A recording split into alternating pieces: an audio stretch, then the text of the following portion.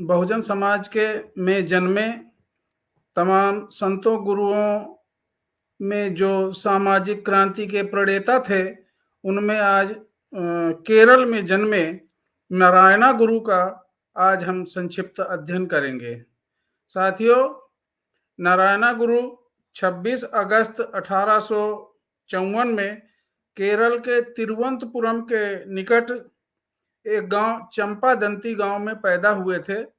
उनके पिताजी का नाम मदन आसान था। वो एक वैद्य थे और ज्योतिष विद्या में वो काफी निपुण थे, इसलिए आसपास की जगहों पे बहुत फेमस थे। उनकी माता का नाम कुट्टी अम्मा, जो उस क्षेत्र में सामाजिक कार्य के लिए बहुत अधिक जानी जाती थी। तो ऐसे सामाजिक पृष्ठभूमि में नारायणा गुरु का जन्म हुआ। अब वहीं पास के ही केरल में ही अपने गांव के निकट ही स्कूल में उन्होंने शिक्षा ग्रहण की और शिक्षा ग्रहण करने के दौरान ही उनका सामाजिक कुरीतियों के विरुद्ध, सामाजिक उत्पीड़न के विरुद्ध उनके मन में शुरू से ही एक ज्वाला धधक रही थी।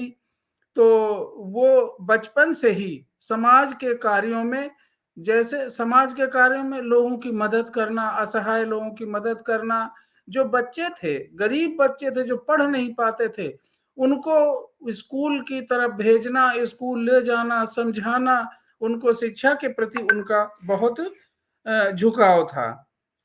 और सबसे बड़ी बात, चूंकि वो केरल में एक अनुसूचित जाति में इजवा कम्युनिटी आती, इजवा जाति में वो पैदा हुए थे, तो जाति व्यवस्था का दंश उन्हें बहुत कड़वा लगा। उनको बहुत अच्छा नहीं लगा जो जाति व्यवस्था समाज में व्याप्त थी। वो खुद उसके शिकार थे, इसलिए जाति व्यवस्था को उन्होंने शुरू से ही नकारा और उसके विरुद्ध संघर्ष करना शुरू किया। उन्होंने जो ये सोचा, उनकी एक सोच बनी कि मनुष्य की कोई जाति नहीं होती, मनुष्य अपने आप में एक जाति है। तो उनका शुरू से ही एक नारा दिया कि एक ही जाति, एक धर्म, एक ईश्वर। ये नारायणा गुरु का नारा था। तो यही नहीं, वो समाज में लोगों को जो जागृत करते थे, लोगों में चेतना पैदा करते थे, उसमें उनका कहना था कि जाति मत पूछो, जाति मत पूछो, जाति मत बताओ और जाति के बारे में मत सोचो। तो जाति व्यवस्था से उनके मन में बड़ी कुंठा थी, बड़ा आक्रोश था। समाज में इस व्यवस्था को खत्म करने के लिए उन्होंने लोगों को जागरूक करना शुरू किया। तो उनके समय में जो जाति व्यवस्था इस कदर हावी थी कि जो अनुसूचित जाति के लोग थे, तो ब्राह्मणों का उनके प्रति बहुत ज्यादा प्रतिबंध थे, बहुत ज्यादा प्रतिबंध थे। तो क्या प्रतिबंध थे? जैसे पुलावा एक जाति है, पुलाया जाति की स्त्रियां कमर से ऊपर कपड़ा नहीं पहन सकती थी। ये इतना जबरदस्त प्रतिबंध था। जैसे पेशवाओं के पूना या महाराष्ट्र में पूना के पेशवाओं का जिस तरह से आक्रामक रुख था अनुसूचित जाति के प्रति, शूद्रों के प्रति, अस्पृश्यों के प्रति, उस तरह से केरल में भी पुलाया जाति की स्त्रियां कमर से ऊपर कपड़े नहीं पहन सकती थी। अगर सर्दी या ठंडी या उससे बचने के लिए अगर कपड़े पहन के निकल रही हैं कहीं सार्वजनिक जगहों पे और कोई अगर ब्राह्मण उन्हें दिख जाता है तो उन्हें कपड़ा हटाना पड़ता था। साथियों, कैसी दयनीय स्थिति थी। तो जो और इस तरह के जो लोग थे, वो जूते नहीं पहन सकते थे, छतरी लेके नहीं चल सकते थे, अच्छे कपड़े, नए कपड़े नहीं पहन सकते थे। इतना जबरदस्त प्रतिबंध था।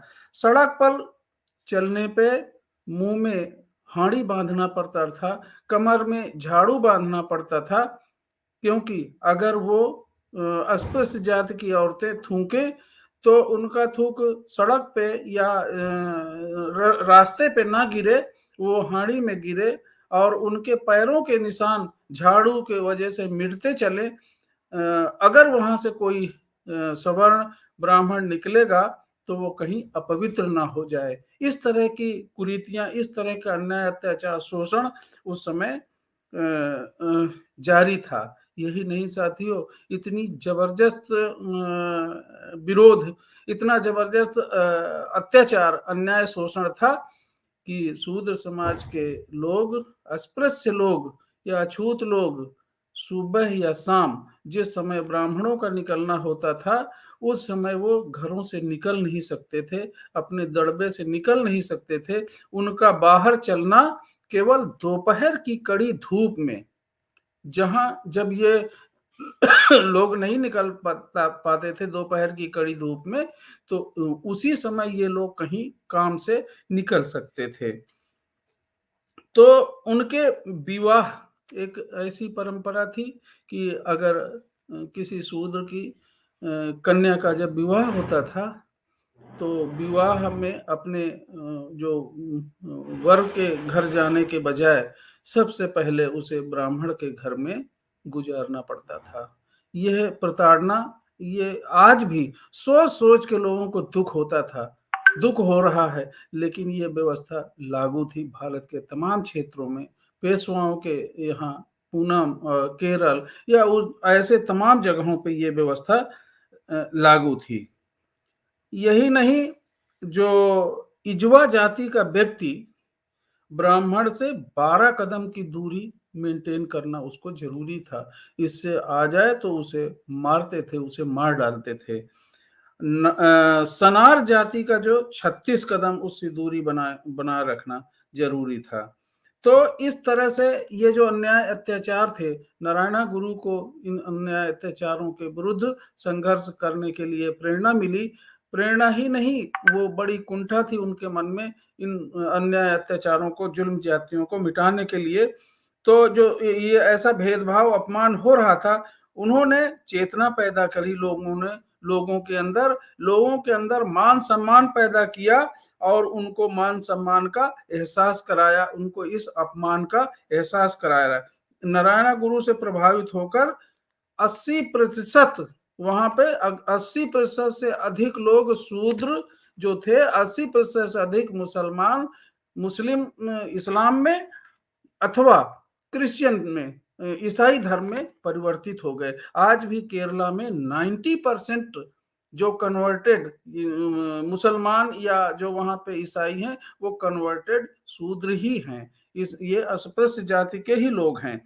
तो साथियों, मैं ये बताना चाहता हूं कि इस अन्याय अत्याचार के खिलाफ नारायणा गुरु ने बहुत अधिक उस क्षेत्र में घूम घूम कर जगह जगह लोगों को शिक्षित किया, लोगों को जागरूक किया और इस जाति प्रथा से मुक्ति दिलाई, उन्हें अपमान और इसके खिलाफ लोगों को जागृत किया। तो ये जो यहाँ तक कि जो मंदिर थे या उसके आसपास की जमीन थी, लोगों को इकट्ठा करके वहां उन्होंने स्कूल खुलवाया, पुस्तकालय खुलवाया, कृषि से संबंधित जो छोटे छोटे काम होते थे, कुटीर उद्योग, लोगों को आर्थिक रूप से भी मदद करने के लिए उन्होंने कुटीर उद्योगों की महत्ता पर जोर दिया।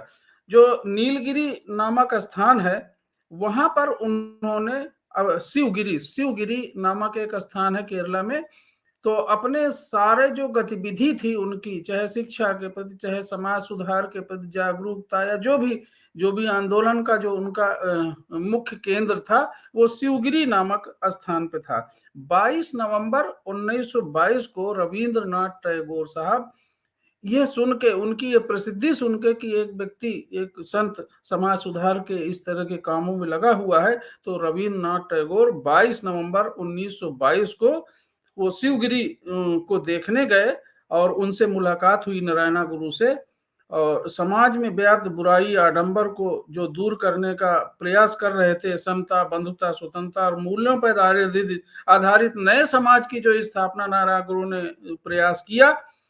तो ये देखने के लिए रविन्द्रनाथ टैगोर गए थे और उनकी बड़ी भूरी भूरी प्रशंसा की थी। साथियों, ऐसे महान संत, ऐसे महान समाज सुधारक, ऐसे समाज सामाजिक क्रांति के अग्रदूत नारायण गुरु की मृत्यु 20 सितंबर 1928 को शिवगिरी में हुई थी। वहीं उनकी जो है समाधि बनी हुई है, वहाँ लोग आज भी बहुत अधिक संख्या में उनके अनुयायी और प्रशंसक जाते हैं। बाबा साहब ने, मानवर काशीराम साहब ने भी नारायण गुरु के आंदोलन को बड़ी महत्ता दी थी और वहाँ पर जाते रहते थे।